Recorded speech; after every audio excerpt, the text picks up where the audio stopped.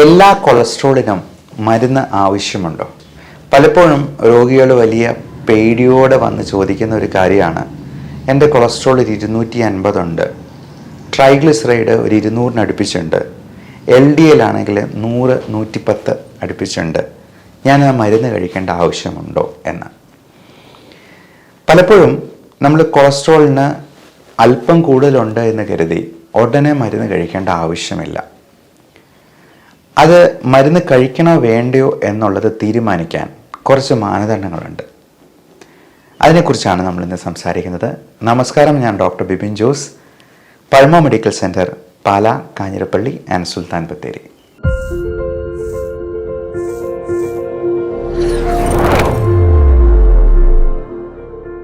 Cholesterol ചെറിയ കുട്ടികൾ മുതൽ മുതിർന്നവർക്ക് വരെ പലപ്പോഴും ചെക്ക് ചെയ്യുമ്പോഴേക്കും അത് കൂടുതലായിട്ട് കാണാറുണ്ട്.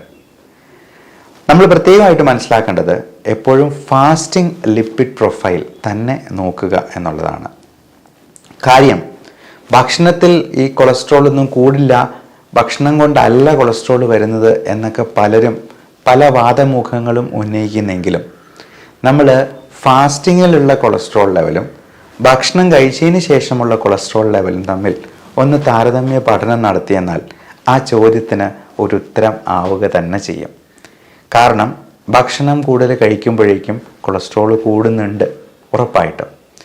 ഈ കൊളസ്ട്രോൾ എന്ന് പറയുന്നത് നമ്മുടെ ശരീരത്തിലെ, നമ്മുടെ മാത്രമല്ല എല്ലാ മൃഗങ്ങളുടെയും എല്ലാ കോശങ്ങളിലെയും സെൽസ് അവരിൽ തന്നെ ഉൽപ്പാദിപ്പിക്കുന്ന ഒരു സംഗതിയാണ്. ഈ കൊളസ്ട്രോൾ പലപ്പോഴും നമുക്കൊരു ആവശ്യവുമാണ്. പലപ്പോഴും ട്രൈഗ്ലിസറൈഡ് പോലുള്ള സംഗതികളൊക്കെ നമ്മുടെ മീൽസിനിടയ്ക്കുള്ള, അതായത് ഒരു ഭക്ഷണം കഴിച്ചിട്ട് അടുത്ത ഭക്ഷണം കഴിക്കാനായിട്ട് ദൈർഘ്യമേറുന്ന സമയത്ത് ഈ ട്രൈഗ്ലിസറൈഡിൽ നിന്നാണ് ഊർജം ഉൽപ്പാദിപ്പിക്കാനായിട്ടും അത് നമുക്ക് എനർജിയായിട്ട് ഉണ്ടാക്കുകയും ചെയ്യുന്നത്. അതുകൊണ്ട് തന്നെ ഫാസ്റ്റിംഗ് കൊണ്ട് നമുക്ക് ഈ കൊളസ്ട്രോളിനെ കുറേയധികം ഇരിച്ച് കളയാം എന്നുള്ളതാണ്. കൊളസ്ട്രോൾ എന്ന് പറയുന്ന ലിപ്പിഡ് മോളിക്യൂൾ തന്നെ അത് റൂം ടെമ്പറേച്ചറിൽ നിന്നും തണുപ്പിച്ച് കഴിഞ്ഞാൽ അതൊരു മഞ്ഞ ക്രിസ്റ്റലോയിഡ് ടൈപ്പ് ഒരു മോളിക്യൂളായിട്ട് നമുക്ക് കിട്ടും എന്നുള്ളതാണ് മനസ്സിലാക്കേണ്ടത്. അപ്പോൾ ഈ മഞ്ഞ ക്രിസ്റ്റൽ പോലെ എന്ന് പറയുമ്പോൾ തന്നെ നമ്മൾ മനസ്സിലാക്കണം, ഇവൻ്റെ അംശം കൂടിക്കഴിഞ്ഞാൽ നമ്മുടെ രക്തക്കുഴലുകളിലും ഇവൻ അടിഞ്ഞുകൂടി പ്രശ്നങ്ങൾ ഉണ്ടാക്കാം എന്നുള്ളത്. അവിടെയാണ് ഈ കൊളസ്ട്രോൾ മാരകമാകുന്ന ഒരു പ്രശ്നമായി തീരുന്നത്. അപ്പോൾ ഇങ്ങനെ പ്രശ്നമാകാൻ സാധ്യതയുള്ളവരെ കണ്ടെത്തി അവർക്ക് മാത്രമേ നമ്മൾ സ്റ്റാറ്റിൻ മരുന്ന് കഴിക്കാനായിട്ട് പറയാറുള്ളൂ. പലപ്പോഴും വിദേശത്തൊക്കെ അതൊരു 40 വയസ്സ് കഴിയുമ്പോഴാണ് അവരതിൻ്റെ ഒരു പ്രോട്ടോകോൾ ക്രിയേറ്റ് ചെയ്തിരിക്കുന്നത്. 40 വയസ്സ് കഴിഞ്ഞിട്ടുള്ള ആൾക്കാർക്കാണ് ഒരു 90% ഈ ഹാർട്ട് അറ്റാക്ക് പോലുള്ളത് വരുന്നത്. അവിടെയും വേറെ ചില ആൾക്കാരുണ്ട് അതിന് ആക്ഷേപമായിട്ടുള്ളവർ. കാര്യം, 10ാം ക്ലാസ്സിൽ പഠിക്കുന്ന ഒരു കുട്ടി പോലും ഹാർട്ട് അറ്റാക്ക് പോലും മരിച്ചത് നമ്മൾ ഈയിടെ പത്രത്തിൽ വായിച്ചറിഞ്ഞതാണ്. അതുകൊണ്ട് ടീനേജ് പ്രായക്കാർ മുതലേ ഈ കൊളസ്ട്രോളിൻ്റെ പ്രശ്നങ്ങളും മൂലമുണ്ടാകുന്ന ഹാർട്ട് അറ്റാക്കും സ്ട്രോക്കും ഒക്കെ. കഴിഞ്ഞ ദിവസം ഇന്നലത്തെ ഒരു പേഷ്യൻ്റ് വെറും 32 വയസ്സിൽ സ്ട്രോക്ക് വന്നിട്ടുള്ള ഒരാളാണ്. അപ്പോൾ ഇങ്ങനെയുള്ള വ്യക്തികളെയും നമ്മൾ കാണുന്നുണ്ട്. അപ്പോൾ അങ്ങനെയുള്ളവർക്ക് നമ്മൾ പ്രത്യേകമായിട്ട് നോട്ട് ചെയ്യേണ്ട 2-3 കാര്യങ്ങളുണ്ട്. ഒന്ന്, അവരുടെ ജനിതകമായിട്ടുള്ള ഫാമിലി ഹിസ്റ്ററി. കുടുംബത്തിൽ ആർക്കെങ്കിലും ഹാർട്ട് അറ്റാക്ക്, സ്ട്രോക്ക് പോലുള്ള പാരമ്പര്യങ്ങൾ ഉണ്ടായിട്ടുണ്ടോ? എന്നെ സംബന്ധിച്ച് പേഴ്സണലി പറയുകയാണെങ്കിൽ എൻ്റെ ഫാദറിന് ബൈപ്പാസ് കഴിഞ്ഞാണ്, ഫാദറിൻ്റെ അനിയന് ബൈപ്പാസ് കഴിഞ്ഞാണ്, എൻ്റെ ഗ്രാൻഡ് പേരൻസ് 2 പേരും ഹാർട്ട് അറ്റാക്കായിട്ട് മരിച്ചു പോയിട്ടുള്ളവരാണ് ഒരു പ്രായമായതിനു ശേഷം. അതുകൊണ്ട് തന്നെ എനിക്ക് ഇത്തരത്തിലുള്ള അസുഖം വരാനുള്ള സാധ്യത വളരെ കൂടുതലാണ്. അതുകൊണ്ട് തന്നെ ഞാൻ ഇപ്പോഴേ സ്റ്റാറ്റിൻ മരുന്ന് ചെറിയ അളവിൽ സ്റ്റാർട്ട് ചെയ്തിട്ടുണ്ട് എന്നുള്ളതാണ്. അത് 5 mg റോസുവാസ്റ്റാറ്റിൻ എന്ന് പറയുന്ന മരുന്നാണ് ഞാൻ എടുക്കുന്നത്. ഇപ്പോൾ അട്രോവസ്റ്റാറ്റിൻ, സിംവസ്റ്റാറ്റിൻ തുടങ്ങിയ പല മരുന്നുകളും, ഇതെല്ലാം ഒരേ സ്റ്റാറ്റിൻ മരുന്നുകളുടെ ചേട്ടനനിയന്മാർ തന്നെയാണ്. അതോടൊപ്പം ഈ ഫാമിലി ഹിസ്റ്ററിയോടൊപ്പം തന്നെ നമ്മൾ നോക്കേണ്ടത് അവരുടെ ജീവിത സാഹചര്യങ്ങളും അവരുടെ സ്ട്രെസ് ഫാക്ടറും ഒപ്പം അവരുടെ ദുശീലങ്ങളും. പ്രത്യേകിച്ചും സ്മോക്കിംഗ്, ആൽക്കഹോൾ, പിന്നെ ഇപ്പോൾ കഞ്ചാവ് പോലുള്ള ലഹരി പദാർത്ഥങ്ങളും വളരെ സുലഭമാണ്. അതുകൂടാതെ ഫാസ്റ്റ് ഫുഡ് സംസ്കാരത്തിലുള്ള അമിതവണ്ണമുള്ള, ഏറ്റവും പ്രധാനം പ്രമേഹം പോലുള്ള അനുബന്ധ കോമോബിഡിറ്റീസ് എന്ന് വിളിക്കുന്ന രോഗങ്ങളുള്ളവർക്ക് ഒക്കെ ഇതുപോലുള്ള സാധ്യതകൾ ഏറുകയാണ്.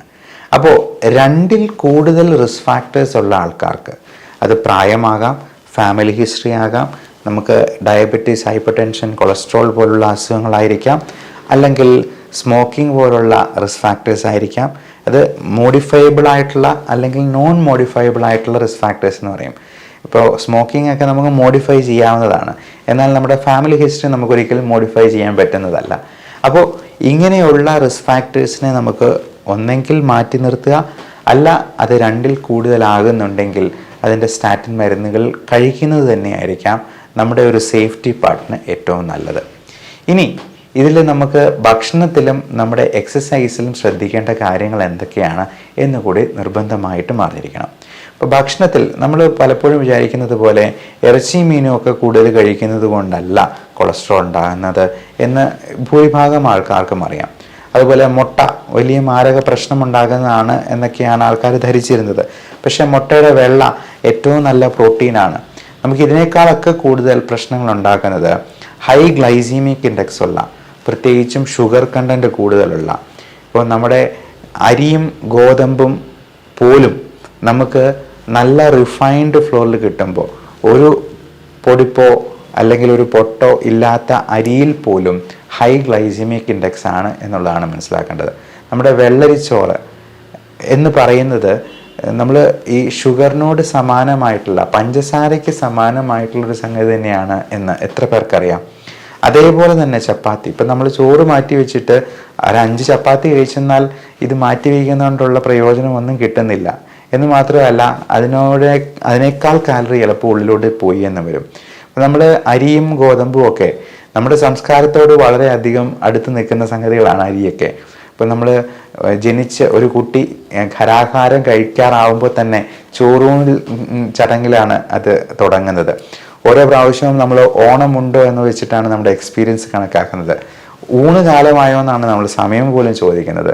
അതേപോലെ നമ്മൾ ഓരോ പ്രാവശ്യവും ഊണ് കഴിക്കുന്നതുമായി ബന്ധപ്പെട്ട് നമ്മുടെ സാംസ്കാരികമായിട്ടുള്ള, ഇപ്പോൾ ഒരു റിലീജിയസ് പോയിന്റ് ഓഫ് വ്യൂവിൽ മാത്രമല്ല, നമ്മുടെ മലയാളി സംസ്കാരം എന്ന് പറയുന്നത് ചോറൂണുമായിട്ട് ബന്ധപ്പെട്ടതാണ്. ഇതെൻ്റെ ചോറാണെന്നാണ് നമ്മുടെ ജോലിയെപ്പറ്റി പോലും പറയുന്നത്. ചോറ് കഴിക്കുന്നവർക്ക് നല്ല ബുദ്ധി ഉണ്ടാവും, അവർക്ക് ചിന്തിച്ചെന്നാൽ ഇത് മനസ്സിലാകുമെന്നാണ് നമ്മൾ ഊറ്റം കൊള്ളുന്നത്. ഇനി മരിച്ചു കഴിഞ്ഞ് ബലിയിടുമ്പോൾ പോലും ബലിക്കാക്കുകളെ നമ്മൾ കൈകട്ടി വിളിക്കുന്നത് ചോറ് ഉരുട്ടി വെച്ചുകൊണ്ടാണ്. അപ്പോൾ ഈ ചോറ് വാസ്തവത്തിൽ നമ്മൾ ഒരു പരിധിയിൽ കൂടുതൽ ഉപയോഗിച്ചെന്നാൽ അത് തന്നെ കൊളസ്ട്രോളിന് കാരണമാകുമെന്നുള്ളത് എത്ര പേർക്കറിയാം. ഇപ്പോൾ ചോറ് കഴിക്കുന്നത് നമ്മൾ ഒരു പിടി ചോറ്, ഇപ്പം നമ്മൾ പല മറ്റ് സംസ്ഥാനങ്ങളിലെയോ അല്ല മറ്റ് രാജ്യങ്ങളിലെയൊക്കെ നല്ല ആരോഗ്യം കാത്തു സൂക്ഷിക്കുന്ന ആയുസ്സുള്ള ആൾക്കാരുടെ ആഹാര രീതി നോക്കിയെന്നാൽ അറിയാം, അവർ 2 നേരം മാത്രമേ ഭക്ഷണം തന്നെ കഴിക്കത്തുള്ളൂ. അപ്പോൾ ആ കഴിക്കുന്നതിൽ തന്നെ കൂടുതലും ഇലക്കറികളും കുറേ സൂപ്പൊക്കെ ആയിരിക്കും ആദ്യമേ അവർ കഴിക്കുക. അതിൽ കൂടുതലും ഇലയും അതുപോലെ കൂടുതലായിട്ട് വെള്ളം അടങ്ങിയിട്ടുള്ള, പലപ്പോഴും പല വെജിറ്റബിൾസും ഫ്രൂട്ട്സും ഒക്കെ അടങ്ങിയിട്ടുള്ള ഭക്ഷണം കഴിച്ച് വിശപ്പൊന്ന് അടങ്ങിയിട്ട് പേരിന് മാത്രം ഒരല്പം കാർബോഹൈഡ്രേറ്റ്, നമ്മളത് 0 കാർബോഹൈഡ്രേറ്റ് എന്നല്ല പറയാം, മോഡറേറ്റ് ലെവൽ ഓഫ് കാർബോഹൈഡ്രേറ്റിൽ അത് ഒതുക്കി നിർത്താനായിട്ടാണ് പറയാം. നമ്മുടെ എല്ലാം പ്രശ്നം, നമ്മൾ ഒരു കൂന കൂട്ടി ചോറുണ്ണും, അതിൻ്റെ അറ്റത്ത് ഇത്തിരി പൂര ഒരു കറി ഉണ്ടാവും, അത് എന്തെങ്കിലും ഉണക്കമീനോ അല്ലെങ്കിൽ അച്ചാറോ ഒക്കെ ആയിട്ട് വളരെ മോശമായിട്ടുള്ള ഒരു ആരോഗ്യത്തിലേക്ക് തള്ളിവിടുന്ന രീതിയിലുള്ള ആഹാരശീലങ്ങളാണ് നമുക്ക് പലപ്പോഴും പ്രശ്നങ്ങൾ ഉണ്ടാക്കുന്നത്. അപ്പോൾ കൊളസ്ട്രോളിന് നമ്മൾ ശ്രദ്ധിക്കേണ്ടത്, അല്ലെങ്കിൽ BP കൂടുന്നവർ, ഡയബറ്റിക് ആകാൻ സാധ്യതയുള്ളവരൊക്കെ ശ്രദ്ധിക്കേണ്ടത്, നമ്മൾ അരിയുടെ ഉപയോഗം പരമാവധി കുറയ്ക്കുക. 1-2 സ്പൂണിൽ, കഴിഞ്ഞ ദിവസം ഒരു അമ്മച്ചി എന്ന് പറഞ്ഞ പോലെ ഞാൻ 1 സ്പൂൺ ചോറേ കഴിക്കാറില്ല. അമ്മച്ചിയാണെങ്കിൽ ആ കസേരയിൽ നിറഞ്ഞ് തുളുമ്പിയിരിക്കുക, അത്രയും വണ്ണമുണ്ട്. അപ്പം അമ്മച്ചിയോട് ഞാൻ പറഞ്ഞത്, ആ സ്പൂൺ എനിക്കൊന്ന് കാണണം കേട്ടോ അമ്മച്ചി, ഞാൻ വീട്ടിലോട്ടൊന്ന് വരണം എന്നാണ് പറഞ്ഞത്. അപ്പം പലപ്പോഴും 1 സ്പൂൺ എന്ന് പറയുമ്പോൾ ആ സ്പൂണിൻ്റെ അളവ് എത്രയാണെന്നുള്ളത് അവരവർക്ക് തന്നെ അറിയത്തുള്ളൂ. നമ്മൾ അതിൻ്റെ ക്വാണ്ടിറ്റി വളരെയധികം കുറച്ച് നിർത്തുക. കൂടുതൽ കറികൾ ഉപയോഗിക്കാം. നമുക്ക് ഇലക്കറികളായിട്ടും പച്ചക്കറികളായിട്ടും അധികം മധുരമില്ലാത്ത പഴങ്ങളായിട്ടും ഇറച്ചി, മീൻ, ചിക്കൻ കറി വെച്ചത് കഴിക്കാം. ചെറുമീനുകളായിട്ടുള്ള മത്തി, അയല കറി വെച്ചത് കഴിക്കുന്നത് തീർച്ചയായിട്ടും നമുക്ക് കൂടുതൽ ഗുണകരമാണ്. അതുപോലെ മുട്ടയുടെ വെള്ള നമുക്ക് നല്ല സറ്റൈറ്റി, അതായത് നമ്മുടെ വയറ് നിറഞ്ഞിരിക്കുന്ന ഒരു ഫീലിംഗ്, ഒരു സംതൃപ്തി തരുന്ന ഒരു നല്ല ഭക്ഷണമാണ്. മുട്ടയുടെ വെള്ള 2-3 ബോഡി ബിൽഡേഴ്സൊക്കെ 10-15 ഒക്കെ മുട്ടയുടെ വെള്ള കഴിക്കുന്നുണ്ട് എന്നാണ് പറയപ്പെടുക. അപ്പം ഈ മുട്ടയുടെ വെള്ള എഗ് ഡയറ്റ് കൊണ്ട് തന്നെ വെയിറ്റ് കുറയ്ക്കാവുന്ന ഒരു രീതി തന്നെയുണ്ട്. അപ്പോൾ 2 നേരം ഭക്ഷണം കഴിച്ചുകൊണ്ട് നമുക്ക് ഈ ഇൻ്റർമീഡിയറ്റ് ഫാസ്റ്റിംഗ് എന്ന് പറയുന്ന ആ ഒരു പ്രക്രിയയിലോട്ട് കിടക്കാം. ഒരു 6 മണിക്ക് ശേഷം ഒത്തിരി കാലറി കൂടിയ ഒരുപാട് ചോറും ഒരുപാട് ചപ്പാത്തിയും ഒക്കെ കഴിക്കുന്ന ആ ഒരു ശീലം മാറ്റുക. കൂടാതെ നമുക്ക് ഇടയ്ക്ക് സ്നാക്സ് ആയിട്ട് കഴിക്കണമെന്നുണ്ടെങ്കിൽ ഫ്രൂട്ട്സിലേക്ക് നമ്മൾ മാറി ചിന്തിക്കുക. അത് ഫ്രൂട്ട്സ് പ്രിപ്പയർ ചെയ്ത് കട്ട് ഫ്രൂട്ട്സ് ആയിട്ട് നമുക്ക് ഓഫീസിൽ കൊണ്ടുപോകാവുന്നതേ ഉള്ളൂ. പഴംപൊരി, ഉഴുന്നുവട പോലുള്ള സാധനങ്ങളൊക്കെ ഒരു ഊണിനേക്കാൾ കൂടുതൽ നമ്മുടെയൊക്കെ ഉള്ളിലേക്ക് എനർജി പമ്പ് ചെയ്യുന്ന സംഗതിയാണ് എന്നുള്ളത് മനസ്സിലാക്കാം.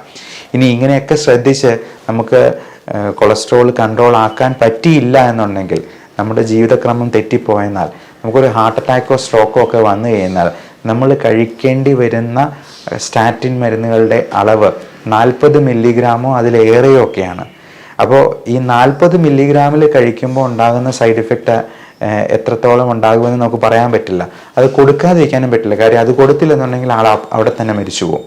അപ്പോൾ അതുകൊണ്ട് ആ 40 മില്ലിഗ്രാമിൽ കഴിക്കുമ്പോൾ ഉണ്ടാകുന്ന സൈഡ് ഇഫക്റ്റിനെ പേടിച്ച് നമ്മളിപ്പോഴേ ഈ പറഞ്ഞ 5 മില്ലിഗ്രാമിൻ്റെ മരുന്ന് പോലും കഴിക്കാതിരുന്ന് കഴിഞ്ഞിട്ടുണ്ടെങ്കിൽ ചിലപ്പോൾ ആ പ്രായം എത്തുമ്പോഴേക്കും നമുക്ക് ഒന്നും ചെയ്യാൻ പറ്റാത്തൊരവസ്ഥയിലേക്ക് വരും. അപ്പോൾ നമ്മുടെ ക്വാളിറ്റി ഓഫ് ലൈഫ് അത്ര കണ്ട് കുറഞ്ഞു, ജീവൻ ഭാഗ്യം കൊണ്ട് തിരിച്ചു കിട്ടിയെന്നാൽ പോലും. അപ്പോൾ പരമാവധി നമ്മുടെ ഭക്ഷണത്തിലും ആഹാരക്രമത്തിലും നമ്മുടെ ഡയറ്റ് എക്സസൈസിലും ശ്രദ്ധിക്കുക. ജീവിതക്രമത്തിൽ സ്ട്രെസ്സ് കുറയ്ക്കാനായിട്ട് നോക്കുക, നല്ല ഉറക്കം ഉണ്ടാകാനായിട്ട് നോക്കുക. എന്നിട്ടും നമുക്ക് ഈ പറയുന്ന റിസ്ക് ഫാക്ടേഴ്സ് 2ൽ കൂടുതലുണ്ടെങ്കിൽ ചെറിയ അളവിൽ സ്റ്റാറ്റിൻ മരുന്ന് എടുക്കുക തന്നെ വേണം. ഡയബറ്റീസും BP-യും കൃത്യമായ കൺട്രോളിൽ കൊണ്ടുപോകണം. അതല്ല എന്നുണ്ടെങ്കിൽ നമ്മൾ ഭാവിയിൽ ഒരു കോംപ്ലിക്കേഷൻ എത്തുമ്പോൾ ഇതിൻ്റെ 5ഓ 10ഓ ഇരട്ടി മരുന്നുകൾ കഴിക്കേണ്ടതായിട്ട് വരും. അപ്പോൾ പോലും നമ്മുടെ ക്വാളിറ്റി ഓഫ് ലൈഫ് നമുക്ക് തിരിച്ചു പിടിക്കാൻ കഴിയാതെ വരും. എല്ലാവരും അവരവരുടെ ആരോഗ്യം നന്നായി കാത്തു സൂക്ഷിക്കാൻ പറ്റട്ടെ എന്ന് ആശംസിച്ചുകൊണ്ട് നിർത്തുന്നു. Love and regards, doctor Bipin Jose, pulmo medical centre, Pala, Kanjirappally and Sultan Bathery.